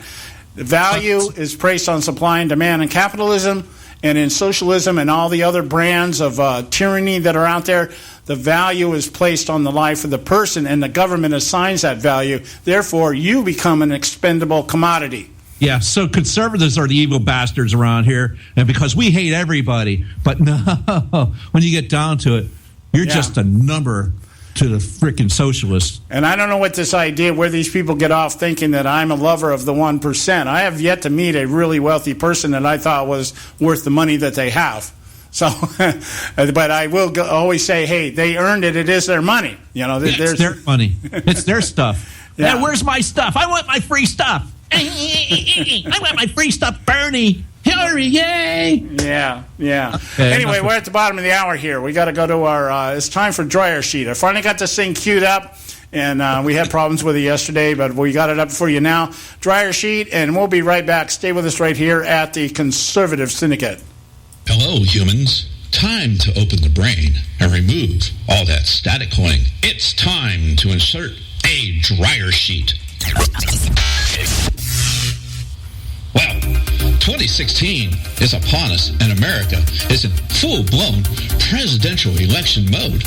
And there is one thing that the media says is different this time around, that being Donald Trump. But is he really different? The billionaire, real estate mogul from New York City, they say is an outsider, not a politician.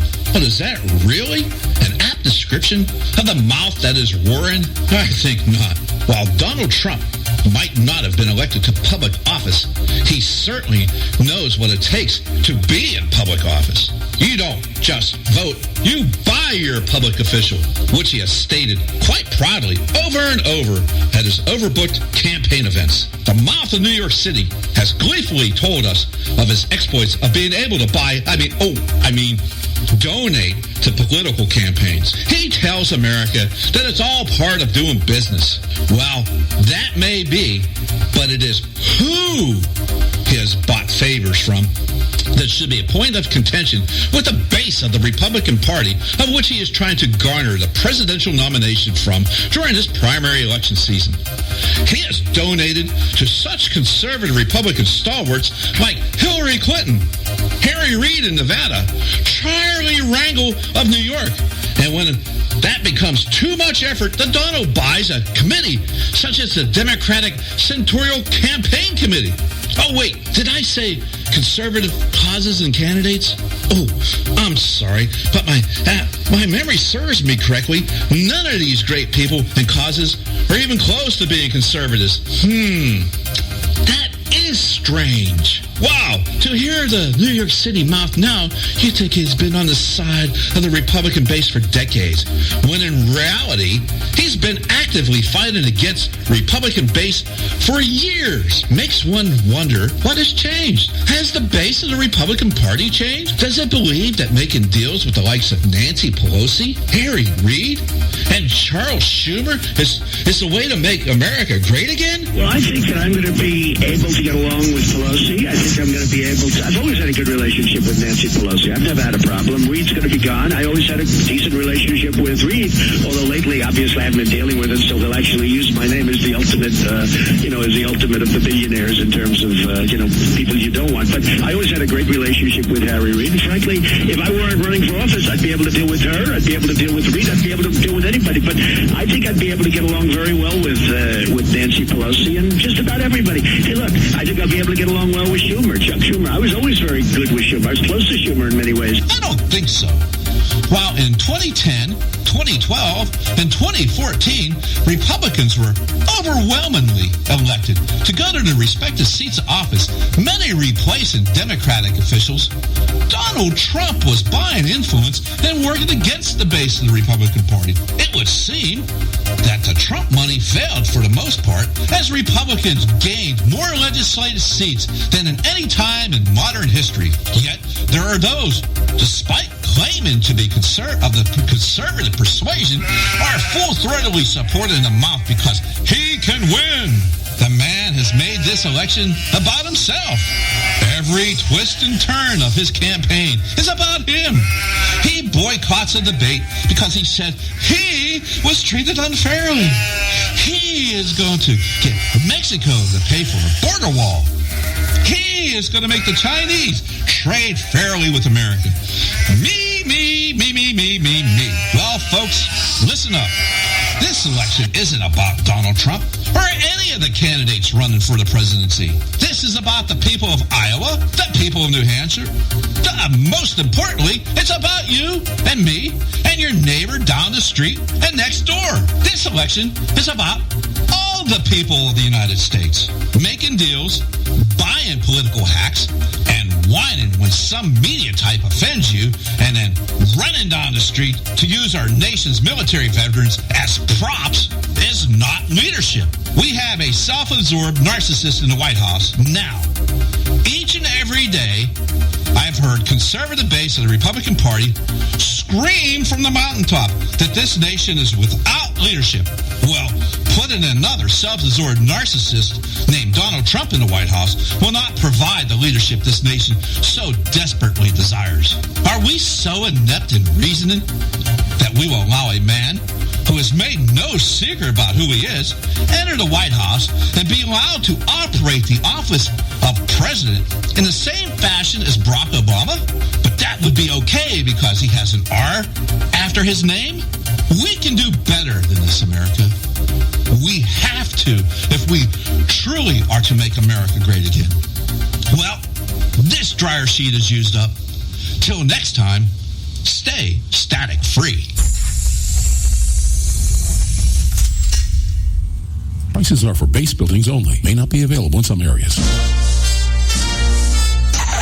Attention business owners, do you want a stimulus package that really works? Before you spend thousands of dollars more than you should on your next building project, listen to this. General Steel has a stimulus package designed to help you save as much as half the cost of conventional construction on your next building. As much as half. That's right. General Steel can save you thousands of dollars with a pre-engineered steel building designed for your business or church. How about a 50 by 100 foot building for under $30,000? So don't pay thousands more than you should without calling General Steel first and save as much as half the cost and time of conventional construction. With the projected demand for steel in Japan and China, prices may be skyrocketing. 877-927-3360. 877-927-3360. 877-927-3360.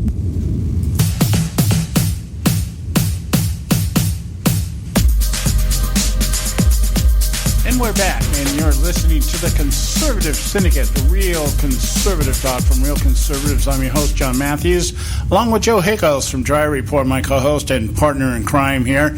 And, during the break here, Joe passed to me a statement. I guess, I don't know, it looks like you copy and pasted from an article.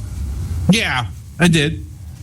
It came out of... This was a... just a report from about... the Jeb exclamation point thing there. So it's basically it's from Chris Stirewalt from Fox's. He's their political editor, digital political editor. Yeah, in my moments of madness last week, I mentioned that Jeb Bush was marching out his family here, kind of like Ward and June Cleaver. Yes, let us know that the Beeve is a good guy, good kid. It's that Eddie Haskell guy in the form of Donald Trump that we got to worry about. He's the one that's up to mischief. And the reason I wanted to comment on this was Joe had sent this to me, and it was apparently Joe Scarborough. Another MSNBC operative out there trying to, I guess, explain or kind of concerned that Jeb Bush has had to trot out his family, and Jeb apparently was, or somebody with the super PAC was trying to say basically that this was kind of an end game thing, that they had originally planned on trotting the family out towards the end of the campaign, but because Jeb is having such a hard time, they felt the need to do it now. And this is quite contrary to what I saw last night. That's why I wanted to comment on it real quick. I watched a few minutes of the Kelly File last night, and because she had on one of her groups. Frank Luntz has his group, but she has her groups, and her group are you can tell are operatives. You can just tell. Absolutely. I mean, they're mushy, softball kind of people, But she interviewed Jeb Bush in front of this group, and she asked him, she played for him an ad that this super PAC that Joe referenced here, an ad that they got out there with George W. Bush campaigning for Jeb Bush. Mm-hmm. And she asked Jeb Bush, what is the deal about bringing George W. into it at this point in the game? And Jeb denied that he even knew the ad existed.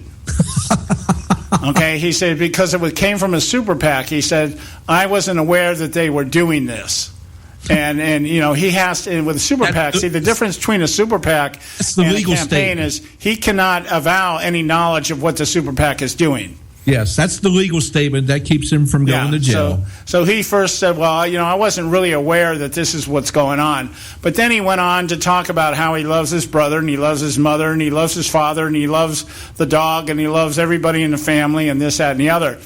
And Kelly kind of painted him into a corner for a moment, kind of like she looked at him like, come on, Jeb, you're pulling our leg kind of thing. And then she let it slide. She didn't press it. But I just wanted to make that comment that he's telling us that he didn't know that the super PAC is doing this. The super PAC is telling Joe Scarborough, we hadn't planned on doing it this early. And Jeb is just trying to play dumb, fat, and ignorant. Like, oh, gee, I don't know all these people, but yet here he is standing next to his mom, who's telling everybody that Jeb is too polite. He's just too nice a guy, and the point being, we don't need a nice guy. We don't need somebody that just gonna guffaw with gee gosh kind of stuff. We don't need the Beeve. We don't need Wally. We need somebody that's going to get out there and do something. You know what else we don't need? We don't need a Bush. No, we don't need a Bush to do that.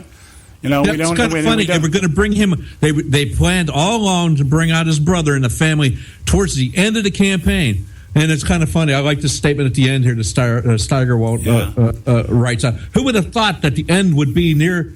Be near for the former front-runner Bush even before the first primary was held. So the end is near already. Yeah, well, I firmly believe come this New Hampshire thing, if Jeb Bush finishes anywhere below number 3, in this particular primary, he stands a chance of finishing in the top 3. He does, according to if the numbers are right. Okay, but everything would have to fall in the right. Everything would have to fall in the right slot.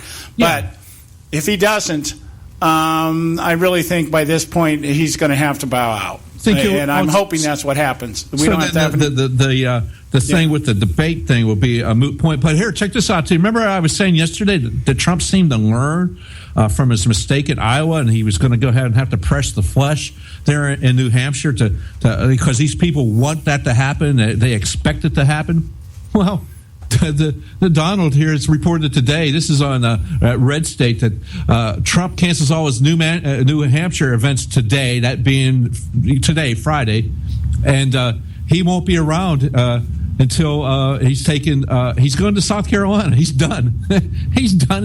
He's done. He's going to head to South Carolina this weekend and New Hampshire primaries. What, next Monday, Tuesday? Yeah, so it looks like the indicator, what we're looking at here, then, if that's the case, that's a pretty telltale sign. Yeah. He doesn't expect to finish number 1 in New Hampshire. Not at all. In fact, not that he doesn't expect to. He doesn't want to freaking earn it. I mean, he still could do that, I guess. Yeah. These other people aren't leaving. They're sticking around. They're not going to New York and go get pedicures and whatever. Come on, this guy doesn't want to work for it. Well, it's snowing in New Hampshire right now. You know what that does to comb-overs?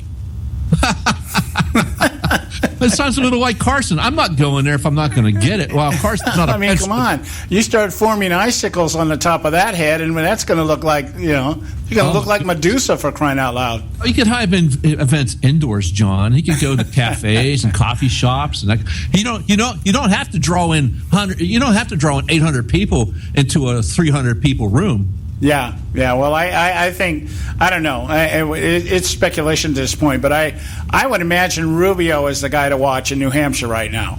Well, he's the one that's surging, that's for sure. Yeah. So, and then it'll be a dead heat for second between Trump and Cruz, perhaps. I don't know.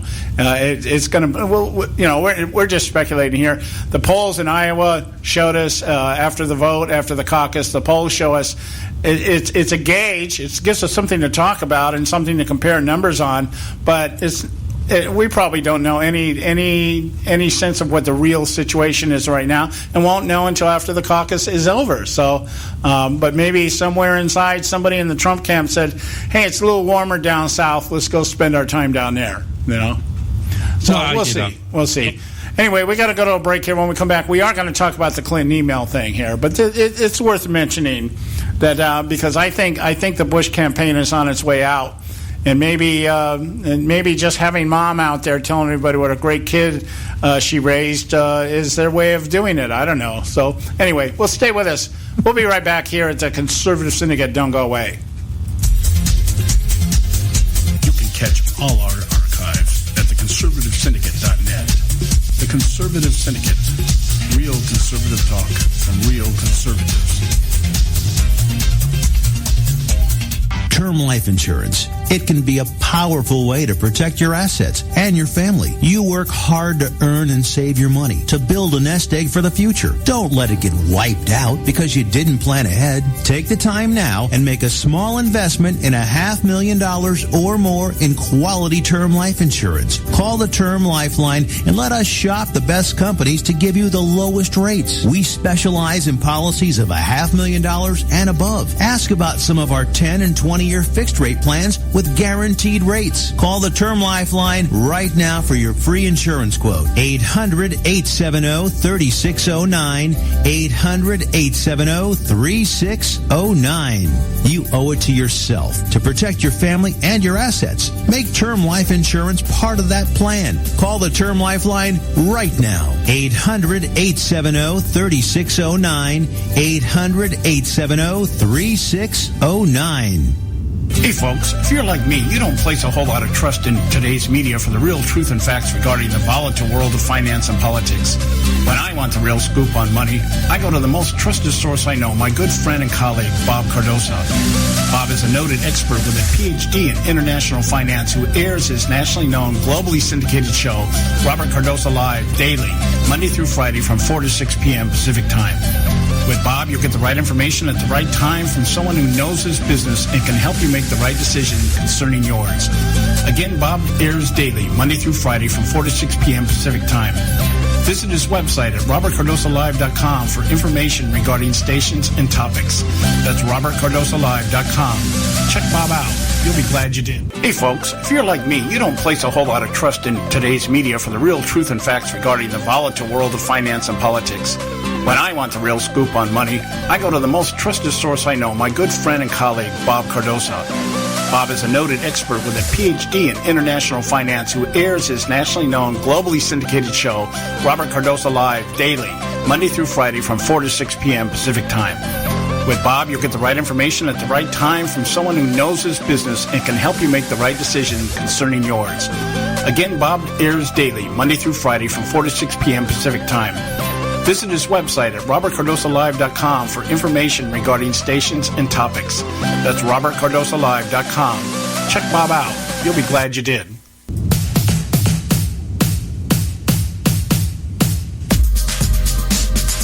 And we're back. You're listening to the Conservative Syndicate. I'm your host, John Matthews, along with Joe Hakos from Thje Report. And let's get into this email situation here.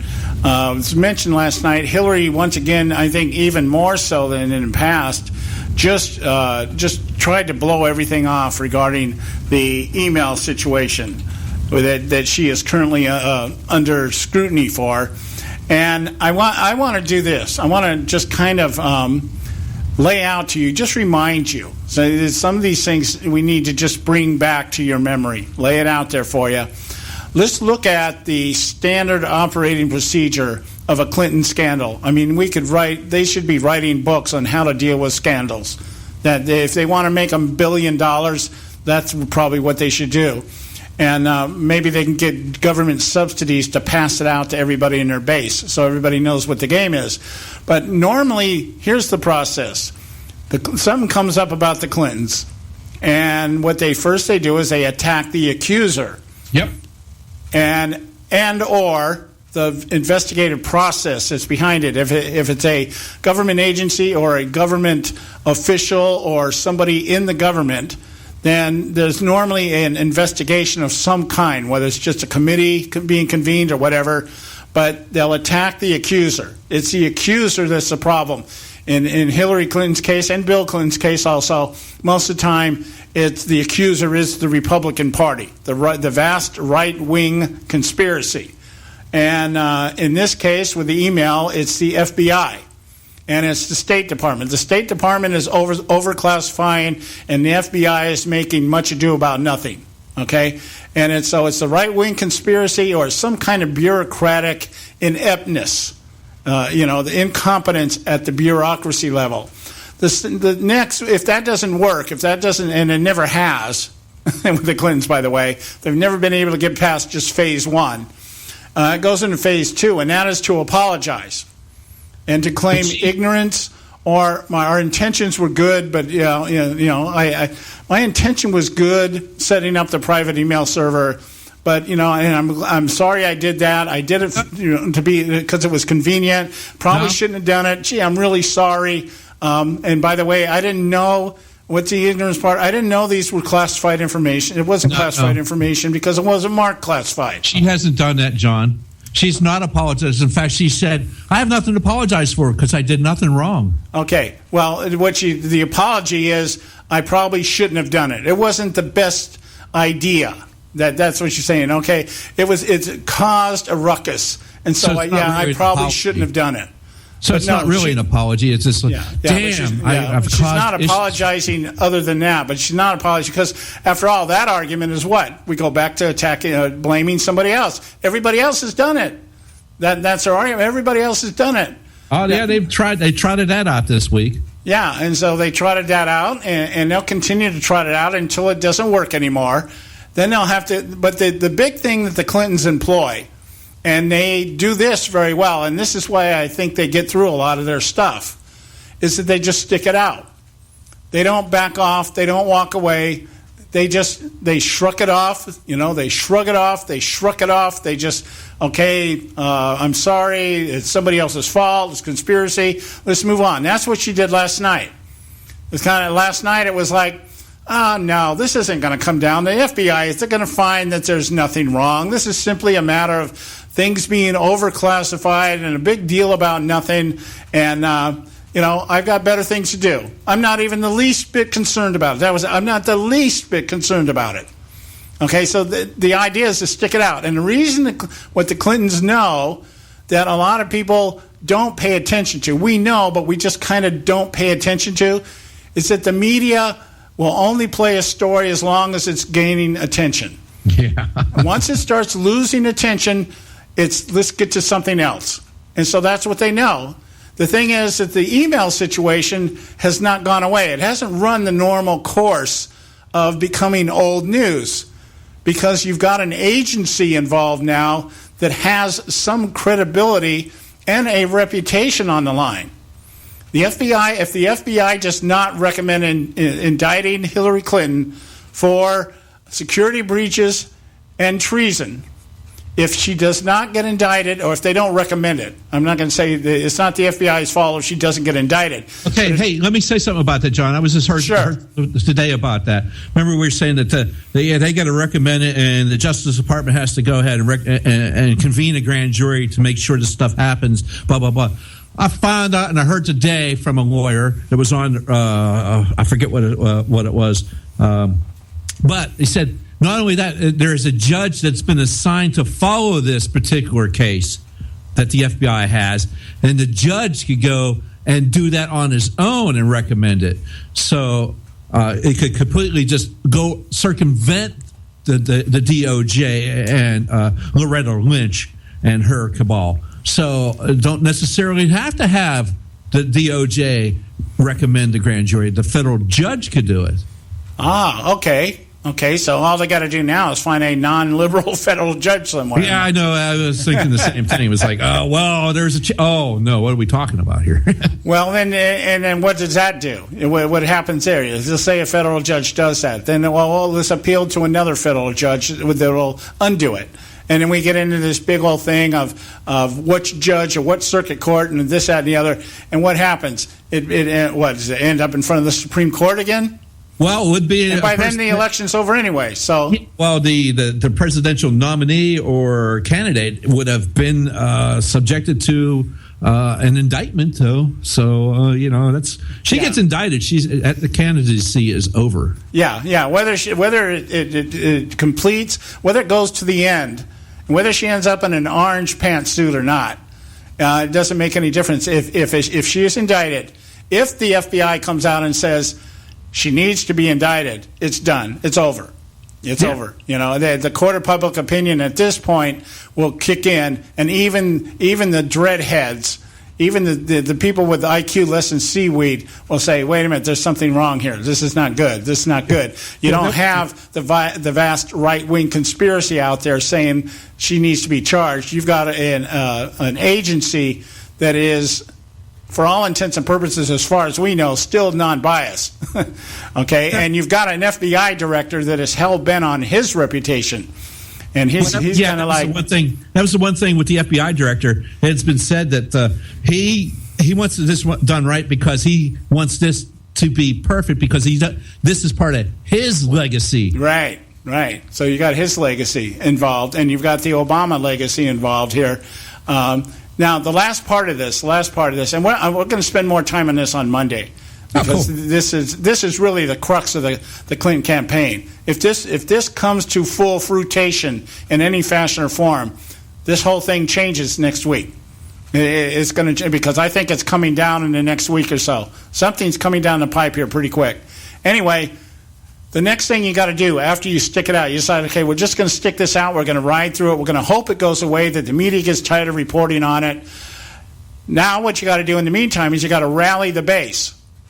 And that's what Clinton is doing right now. She's trying to rally the base. One, she's trying to reiterate that this is just another right-wing conspiracy. On the other side, she's changing her ideology to match what is popular right now. She's turning into a full-blooded populist and saying, okay, I'm gonna pander to all the demographics out there.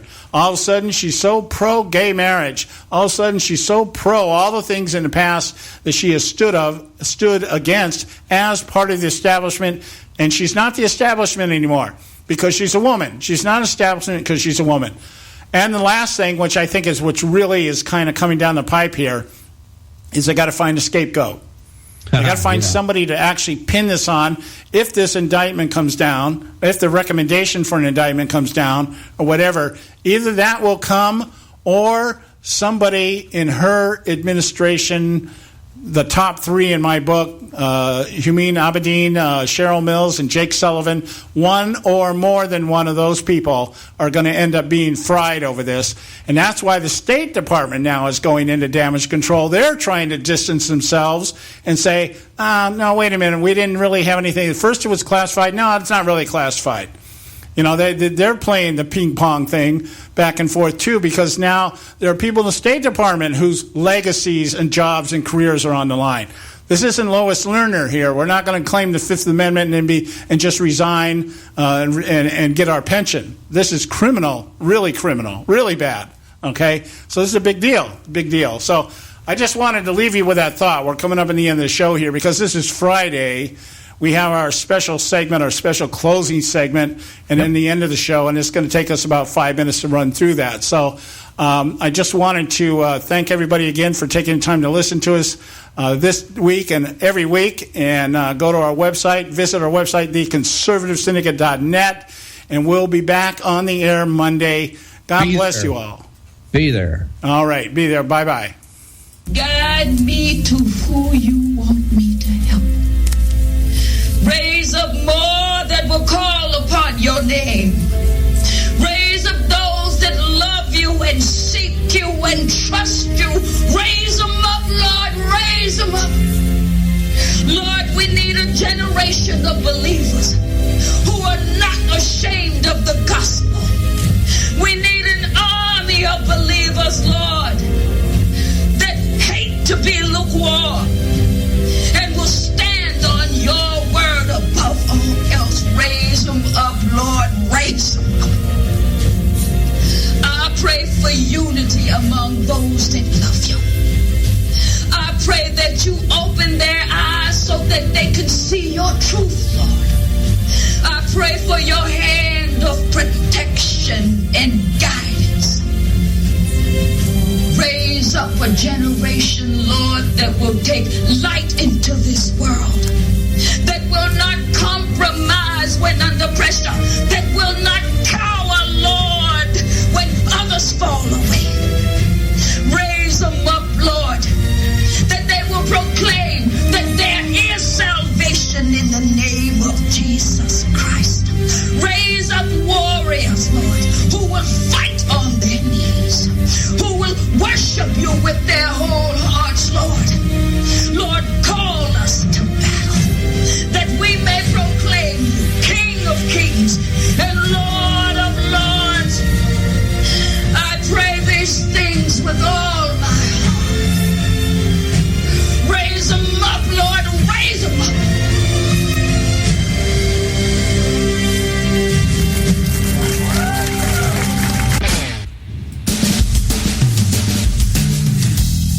tuning in to this edition of the Conservative Syndicate, the globally syndicated, politically incorrect talk show that seeks to tear down the imaginary wall of separation between church and state. We want to make you aware you can find and access all of our show archives at our website, theconservativesyndicate.net, as well as our broadcast stations and times.